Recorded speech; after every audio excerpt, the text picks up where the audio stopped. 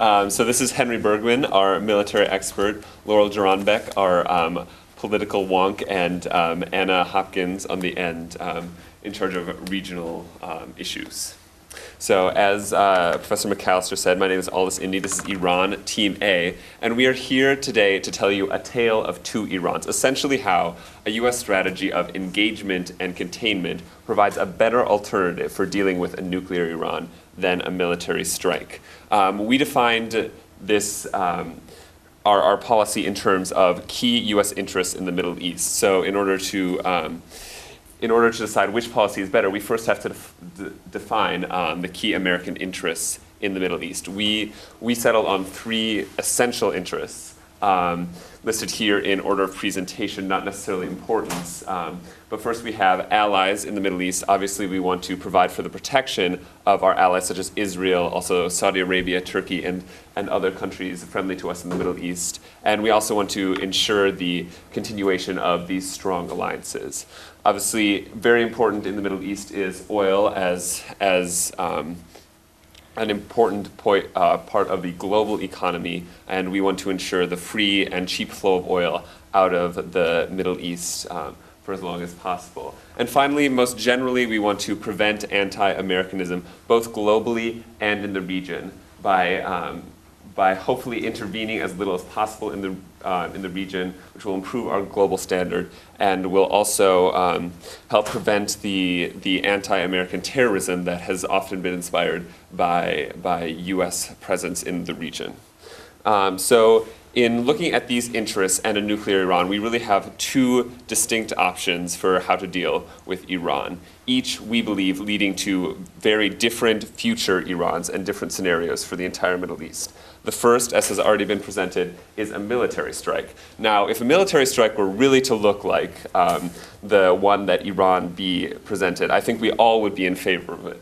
But the reality of such a strike is that the program would be delayed for a few years, but would be continued with renewed vigor as Iran has all the more incentive to have a deterrence against the United States. Not only that, it would cause a massive regional disruption and prevent any type of stable balance from existing in the region for many years. This in turn leads to greater more frequent military interventions by the U.S. in the region, having to continually, every couple of years, bomb Iranian nuclear programs after setting the precedent of doing so. It would also harm our allies in increasing Iranian support for terrorist groups such as Hezbollah and Hamas. And in general, it would, by preventing the stable balance in the region from coming about, it would require constant U.S. policing and a continued hegemonic role of the United States in the region. On the other hand, we are presenting a policy of engagement and containment, congagement, if you will. This, yes, would allow for a nuclear Iran. However, our policy of engagement would engage and recognize Iran diplomatically and economically, and thereby create this regional balance of power that would be stable and self-sustained in the region. This would protect our allies by creating a system of mutual deterrence between both the nuclear powers of Israel and Iran, as well as the conventional powers, including Saudi Arabia. It would also protect the oil interests by creating stable political relationships between these countries and therefore stable economic relationships. And it would also generally mean require far fewer U.S. interventions in the region, thereby creating less anti-Americanism both globally and in the region, which can inspire terrorism. Now, to go more into the flaws and the dangers of a military strike is our military expert, Henry Bergman.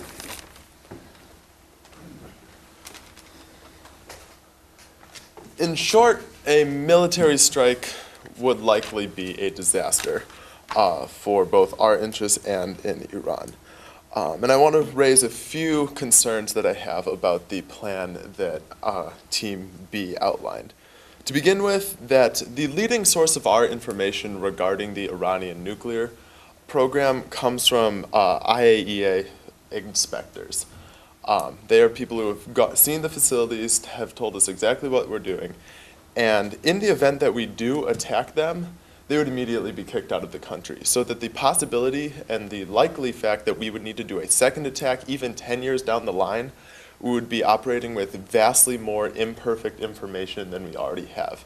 And yes, while there are 4 sites needed to be completely destroyed to fully stop the Iranian nuclear program, those are the 4 sites that we know of right now that we feel that we need to destroy. And secondly, the plan presented said absolutely nothing regarding the uranium mine from which nuclear bombs derive their resource. Secondly, nuclear weapons are more than just a bunch of machines and a bunch of facilities. They're an idea.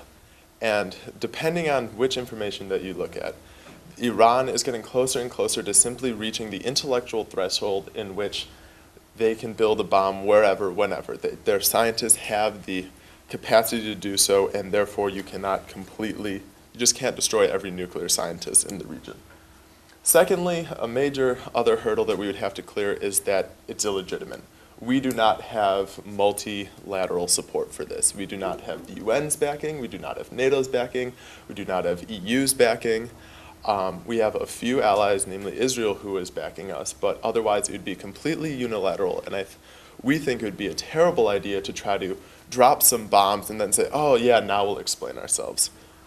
Finally, it's much like mowing the lawn, in that, yeah, you can destroy their program for several years, but using the Israeli example against successful strike against Asaraq in the 80s, is that several years later, the Iraqis had completely rebuilt their system, and some speculate that if we had invaded, or that if Saddam Hussein had attacked Kuwait a year later, he possibly could have had a nuclear weapon by his side. However, what we think vastly outweighs the possibility of success would be the huge negatives in terms of retaliation that Iran could do. One, they could vastly increase their support to Hamas and Hezbollah, which could, one, just lead to more terrorism, but also it could greatly damage relationship with Israel between them. And I think we all can agree that the best long-term interest for Israel is its own survival. And if it is the situation between that and Hamas and the Palestinians further deteriorates, that could harm the long-term interests of having a sustainable two-state solution. Secondly, Iran could even threaten to attack the Strait of Hormuz because several years ago there was a threat of an attack and they didn't do anything, didn't launch any weapons, remove any troops. However, for a week the oil prices were vastly more volatile, and if they do have a successful attack or successfully mine or close part of it, that would lead to a sustained period of economic instability regarding the price of oil, as well as possibly the supply of oil, which could throw a huge wrench into the world's economy. Finally, there would be increased anti-Americanism. And yes, while Iran is not the only Shia state, there are Shia Muslims throughout the Middle East and throughout the world. And by having by having a clear act of war against Iran and against, theoretically, the people who identify with Iran and who identify ethnically and religiously with them, that will vastly, vastly hurt our standing in the region and any hope of having an increased sense of stability or improving our relationship and perception in the Middle East. And thank you. Now I'm going to pass it to Laurel to explain why our plan is much better.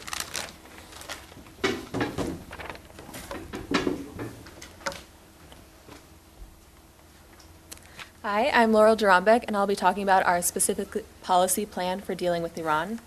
Now, to deal with the situation as it stands right now, we support the continuation of sanctions as the best way to get Iran to halt its nuclear program. And our logic behind this is that we believe that we may as well try to prevent Iran from obtaining nuclear weapons as long as the methods we use do not harm our interests. However, in the event of a nuclear Iran, we have a two-part plan to deal with the country. The United States needs to look toward a long-term policy when working with Iran and a large-scale deal to maintain the stability of the region. In helping to shape the new regional order that arises, we should continue our policy of trying to reach an agreement with Iran, though obviously under very different circumstances. We must assure Iran that the United States will not support action taken to destroy its nuclear capabilities once it has acquired them, thus acknowledging that no nation has the right to encroach upon Iran's sovereignty. Now, sovereignty is Iran's primary objective in obtaining nuclear weapons to begin with, and while a military strike would only further the threat to Iranian sovereignty, reminiscent of the United States' involvement in the 1953 coup, the actions we propose would reassure Iran that we would not try to interfere directly in their domestic political affairs. So in recognition of Iran's status as a regional power, we will lift sanctions and try to include Iran in the international community.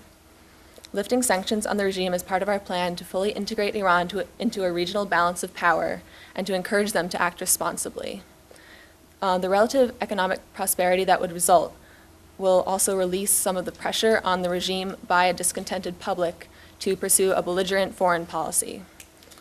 We also plan to resume diplomatic relations with Iran as part of our efforts to include them in the international community. And in return for these cooperative gestures by the United States, we expect Iran to follow a certain set of guidelines based on the rules of the international system. This involves not including support for terrorist groups and refraining from offensive wars. We basically do not want Iran to use its new status as a nuclear power to pursue greater regional influence or to disrupt the regional balance of power, including by threatening our allies in the region and threatening oil exports. Now, why do we expect Iran to adhere to this deal? First, this agreement is in Iran's interest because of the benefits it receives by being a part of the international community. By following this path to regional influence, Iran invites far less backlash than it would were it to engage in military strikes or to use proxies to extend its reach in the region. Also, Iran has shown signs of willingness to cooperate with us and reach out to us. For example, in December 2010, Hillary Clinton acknowledged in a BBC interview Iran's right to use nuclear power responsibly for the sole purpose of energy as long as it abided by international protocol. In response, Iran's deputy foreign minister responded by inviting the United States Special Representative to Afghanistan and Pakistan to Iran for talks. Though the United States rejected this offer and nothing came of it, we believe that this indicates that if we made the first move in this situation, it would be reasonable to expect Iran to reciprocate by cooperating with the international standards we impose. Now, we have dismissed Iran for decades, and the result has been a terrible relationship with the country. So it is now our turn to make some conciliatory gesture instead of continuing a mutually detrimental, antagonistic relationship, as Iran B suggests. Now, while we are optimistic about the prospects of engagement as a long-term strategy for the Middle East, we also have in place a plan in case Iran decides to act irrationally and uses its nuclear power to increase military activity or support.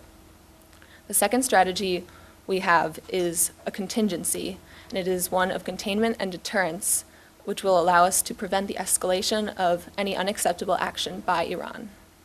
The standards to which Iran will be held in our agreement, as I explained previously, will also serve as clear red lines, which, if overstepped, will prompt retaliation by the international community. The combined deterrence of the United States and regional powers will be enough to make any rash action by Iran incredibly costly to the regime. We can extend our nuclear deterrence to our allies in the region and any other states who wish to ally themselves against Iran. Regional powers such as Israel, Saudi Arabia, and Turkey can also provide their own form of deterrence, backed up and encouraged by us, as none of these countries will wish to yield regional influence or control to Iran. And these three countries, in addition to the United Arab Emirates, all spend more on conventional military forces per year than Iran, so we believe that this will be enough to deter a conventional military attack by Iran or by proxy or terrorist groups. There is also a guaranteed international response to the violation of red lines by Iran. First, by giving Iran international legitimacy and allowing it to trade internationally, we will then have something to take away as a punishment if Iran is not to uphold its side of the agreement with us. Second, the world is very careful, and understandably so, when it comes to dealing with belligerent nuclear powers, and all the nations who are currently involved in imposing sanctions on Iran and in condemning its nuclear program can again unite in opposition to oversteps by Iran. We expect that the possibility of this response by the international community will provide additional incentive for Iran to accept the long-term deal that we laid out as the first prong of our strategy. However, if it is necessary, we are prepared to take a hardline approach to Iran, though our initial goal must be to pursue our long-term interests in the Middle East. And now I'll invite Anna to speak about the specific benefits of this policy.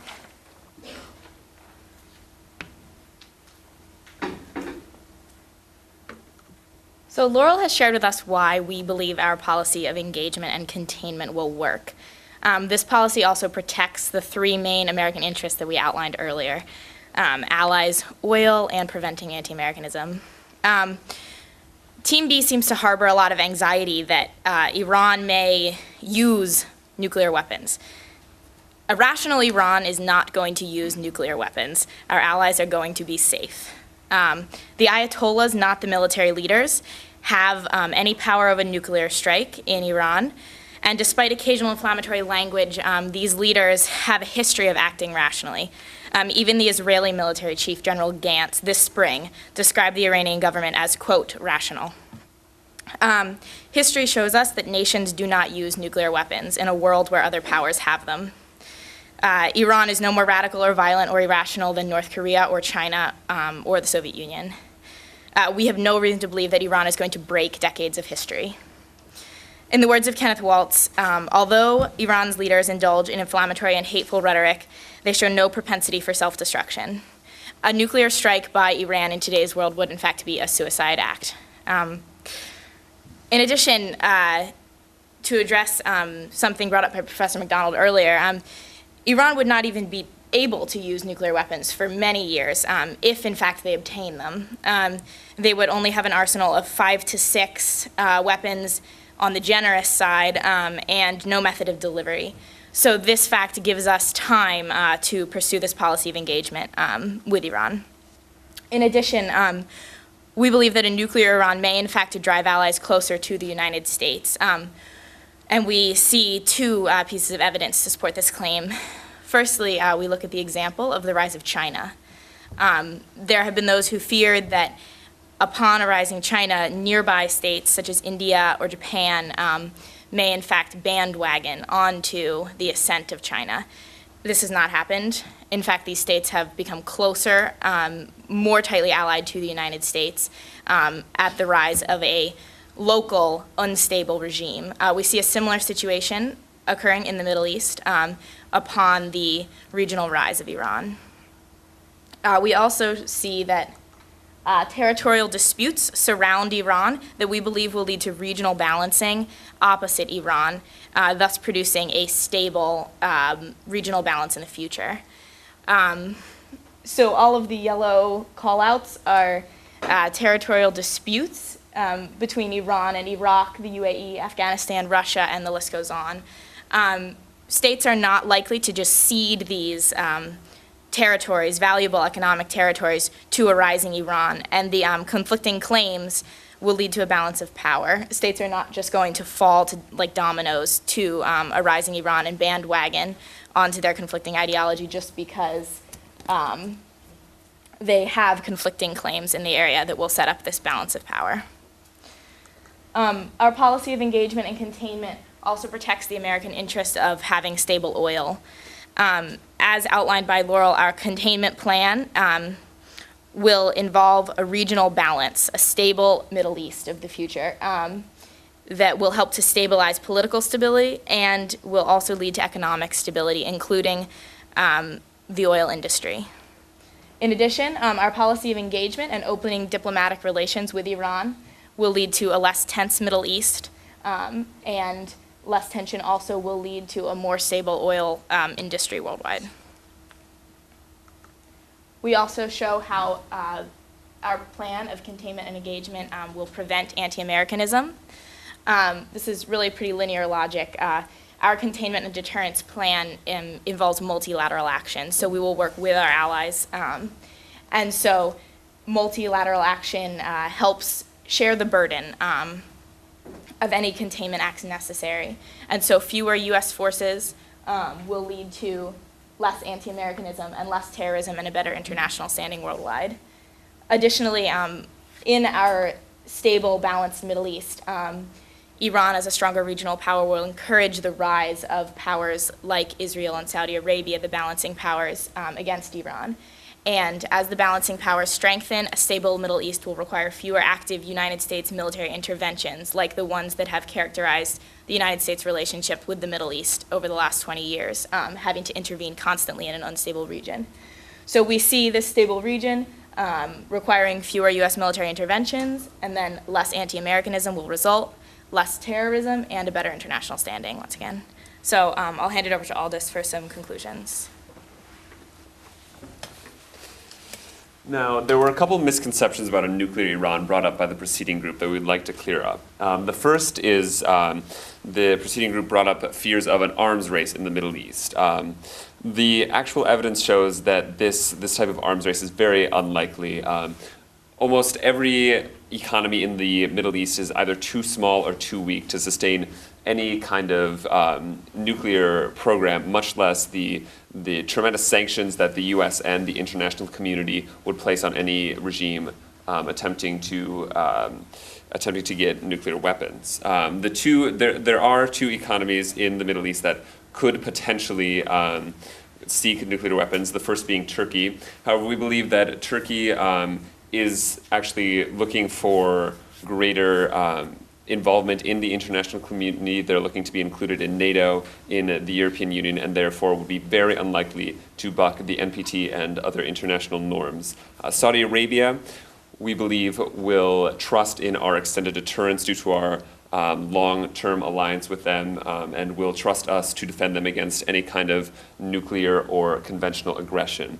Even if Saudi Arabia were to attempt to get nuclear weapons, they would most likely get already assembled nuclear weapons from Pakistan, and this type of nuclear spread would actually not destabilize the region because it skips over the very unstable part of nuclear development in which a country does not have second strike capability and is therefore vulnerable to preemptive attack. Another concern that the preceding group brought up was that non-state actors would be emboldened by Iran as a nuclear power. However, Iran is actually less likely to increase their support for these groups with being a nuclear power than after a military strike, because they actually have incentives to follow through on our deal. They will stop, we will drop the sanctions, we will engage with them diplomatically, supposing they do not continue their support for these groups. And furthermore, we have red lines in place. Even supposing Iran does increase the support, we can effectively deal with that group, those repercussions. And even further, Iran is essentially giving as much support to these groups as they already can, and our allies in the region are dealing with them. Even a little bit of increased Iranian support for non-state actors would not tremendously affect our interests in the region. Finally, the preceding group brought up the organizational theory of nuclear weapons. Scott Sagan's theory about how military hierarchies often do not reach rational conclusions when dealing with nuclear weapons. However, this theory is not applicable to Iran, as the supreme leader is in control of really the entire government and would certainly be the one to okay any kind of nuclear deployment. So the idea that a military structure could lead to the accidental or even purposeful deployment of a nuclear weapon really isn't that valid. If we have learned anything from the past few decades of our interference in the Middle East, it is that the U.S. needs to draw back from all its interferences in the Middle East. Our ultimate goal really should be a region that is stable, that is self-sustaining, that does not require U.S. intervention. A military strike actually does the opposite. It doubles down on these failed interventionist policies that we've been using in Iraq, in Afghanistan, even in Iran in the 1953 coup. This policy will only lead to more such disasters.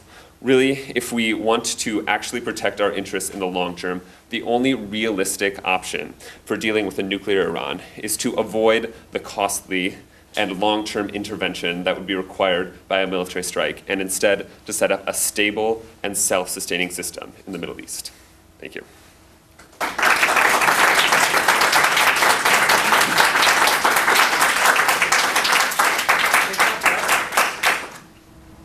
Who would like to get us started?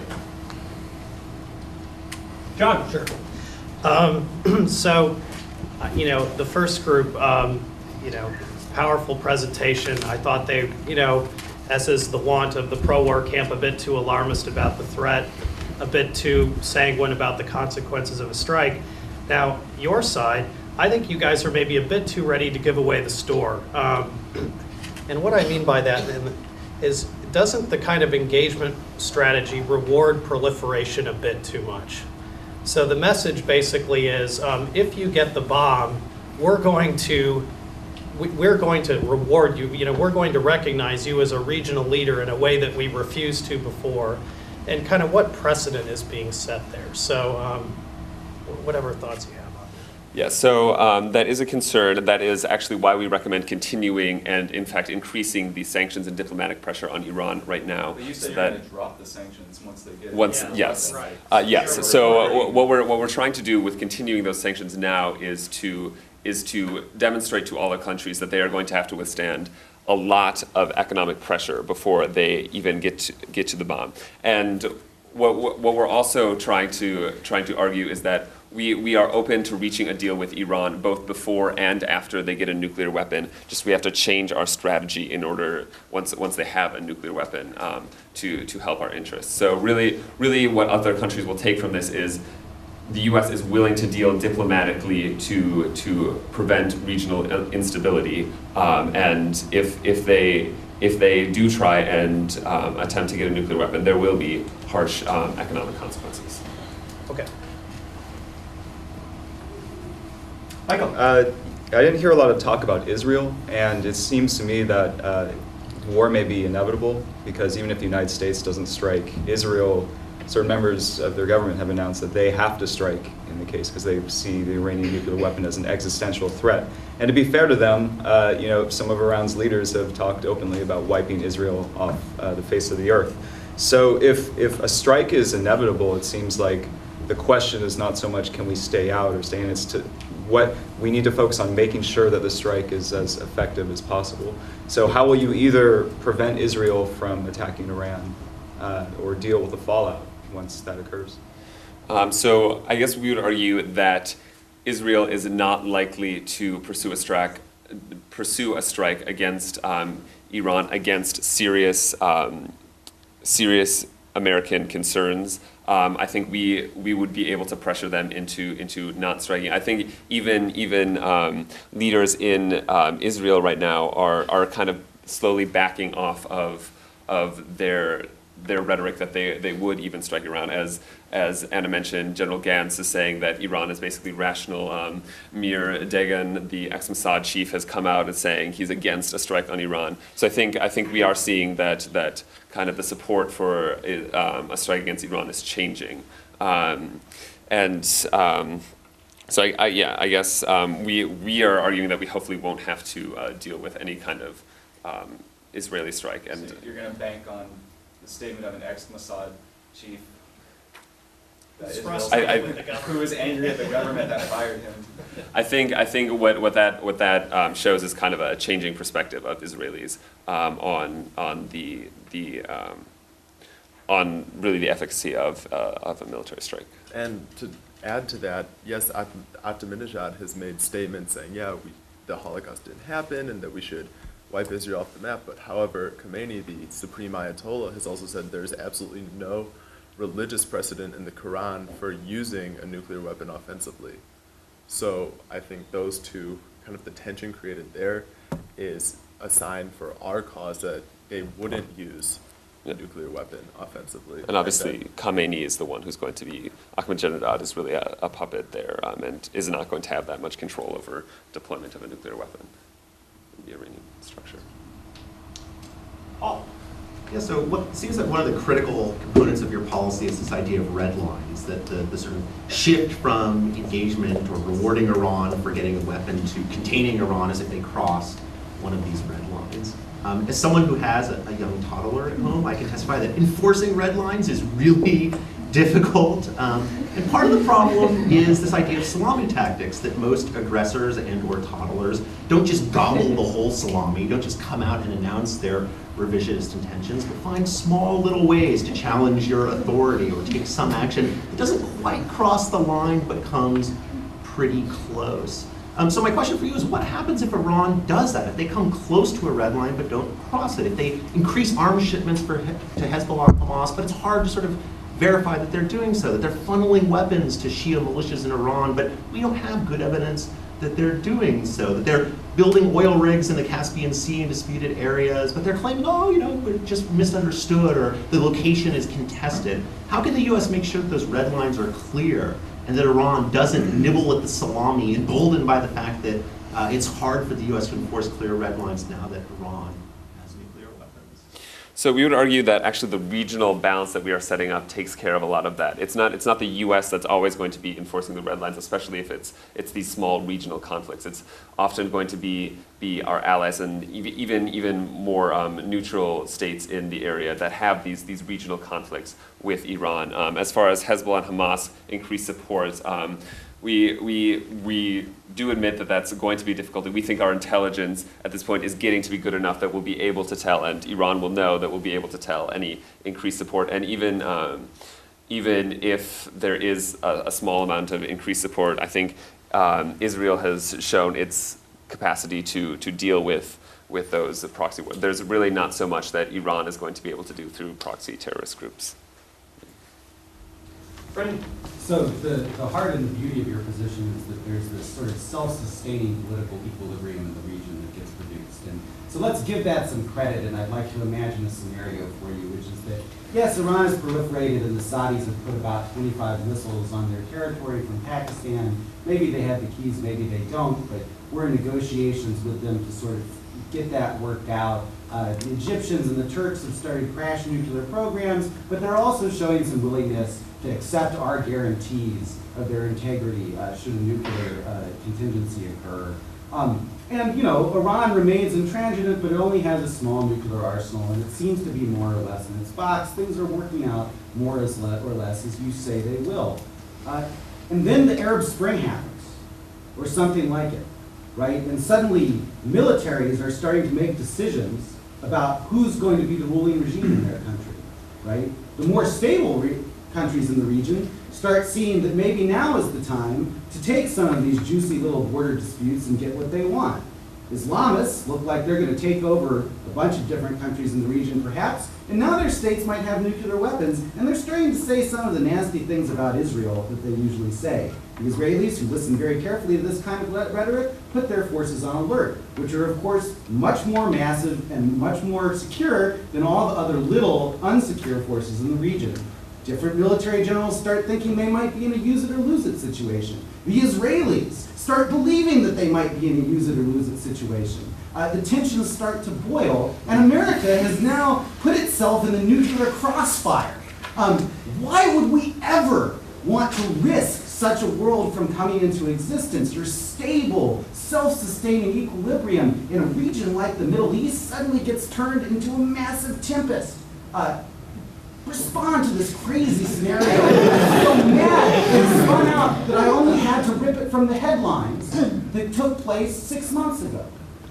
So that is essentially the nightmare scenario of what happens. That's the absolute worst case scenario. And I mean, if you want to compare it to the worst case scenario of the military strike, we still argue that even that is better. We honestly buy into Kenneth Walt's idea of rational deterrence theory, that people will be careful with these nukes, even military leaders, if they somehow end up in charge of all these countries, will still be rational. And if you compare it to the worst case scenario of the military strike, the US constantly intervening in Iran, increased support for terrorist groups, actual extreme amounts of anti-Americanism and attempted terrorist attacks on American homeland. Obviously, we have two bad nightmare scenarios. We would argue that one multiplied by multi-kiloton weapons and the other not? We would, I mean, that's why our nightmare scenario is less likely to occur, we would say, is almost impossible, is our argument. That when people start dealing with nuclear weapons, everything, people are very careful.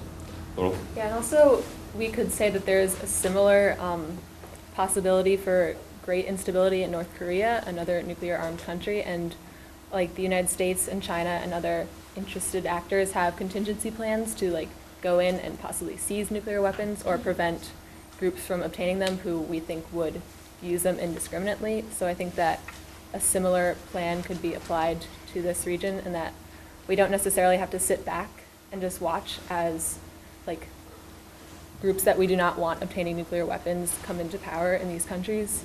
We can have a plan for how to like provide for the safety of the nuclear weapons, so to So speak. more of that intervention that has been causing anti-Americanism. Potential intervention. Very good. Okay. Jeff? Talk a little bit, I mean, wouldn't putting the stamp of approval on Iranian nuclear weapons essentially provide long life status to the existing regime, which is under stress right now? Wouldn't it simply say, allow them to claim, we have made Iran a nuclear power of major status in the world, and we have also stood up to Uncle Sam, right? Two goals that are widely supported in Iran. So wouldn't that simply give a life to this regime that it might not otherwise have? Well, we would argue that changing the Iranian regime is not really in our interest. That a sustained grip of the Ayatollah on the Iranian political system doesn't necessarily harm our interests in any way. We, as much as and even further, it's not necessarily. It's anti-American. They're one of the most anti-American countries in the world, and you're against anti-Americanism. You define that as one of your interests. Yeah. So we would also probably argue that it's unlikely for once we do engage with countries. I mean, what we've seen time and time again is economic and diplomatic engagement with other countries leads to further freedom, further democratization. We would expect that the same thing were to occur in Iran. Do you Yeah, have more to and add? as we explained in our presentation, Iran has shown signs, though small, of being willing to work with us just on a diplomatic level, like signs of reciprocity. So we believe that trying to work with them and to engage with them in the international community could improve our relationship with that government. I'd like to take this opportunity to ask a question. What would you do after Iran acquires a nuclear capability, we've accepted it, and Saudi Arabia comes to you and says, well, you invoked Kenneth Waltz before. One of Kenneth Waltz's other arguments is more may be better. Would you recommend that the United States encourage Saudi Arabia to get a nuclear deterrent, that we could help them so we can ensure it's safe, organized, has proper command and control, rather than allowing Pakistan to sort of enter into this breach? What would your position be on Saudi nuclear proliferation? So our position would be first extended deterrence to ensure them that any kind of, we would publicly state that any kind of nuclear attack against Saudi Arabia would obviously be considered the same as any kind of nuclear attack on the U.S. And after the Saudis publicly reject that as insufficient, Yes. what we're doing? So then obviously our biggest concern is if it is clear that Saudi Arabia is going to pursue nuclear weapons, we want to help them do that as stably as possible, whether that is through American support, whether that's through aiding Pakistani support. I mean, we obviously don't know the exact details of that plan, but hopefully to get them to a point of second strike capability without the instability. Let me go to Amy first. So one of your largest criticisms of a military strike was the idea that Iran would rebuild their nuclear program. What evidence do you have that suggests that this would actually happen, or that they wouldn't just be afraid of another bombing or airstrike? So first of all, we take the Iraq precedent, that Iraq continued its nuclear programs after Israel bombed their facilities in the 80s. Second of all, it would actually be it would be even further in Iran's interest to pursue a nuclear weapon after we've shown that we will strike them militarily. They will have all the more reason to want more deterrence. So we essentially argue that striking that it would be in Iran's rational self-interest to continue pursuing a nuclear weapon should we engage in a military strike. And furthermore, the idea of, because of Asrak and the Syrian bombing by Israel, that they elected to pursue a nuclear weapon fully aware that Israel might bomb them, or that, for instance, the U.S. might bomb them, but they still feel that that need is justified. So just because that bombing becomes a reality doesn't change the justification that we need a much stronger deterrent or some form of protection or a shield against other nations interfering with our own sovereignty.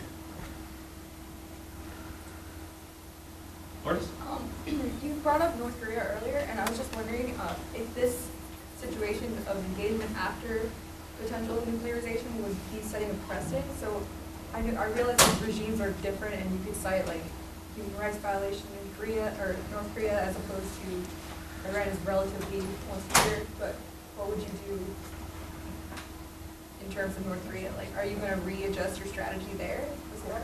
That's outside of our purview. But you're setting a precedent of Iran.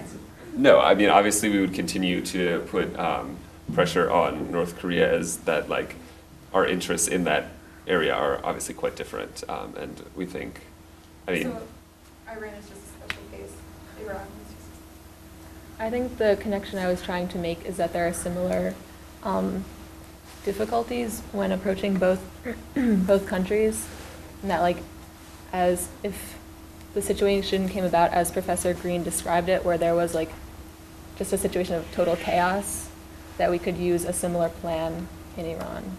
Although that is obviously very different than invading a relatively stable country as Iran B's plan was. Like, it's very different to do that than to go in when a country is in chaos and try to bring some stability to the region. Will? So, very recently, there's been talks of kind of the new round of sanctions that's about to be imposed on Iranian oil, and in response, Iran has kind of looked towards the Strait of Hormuz and thrown around some missiles in the desert.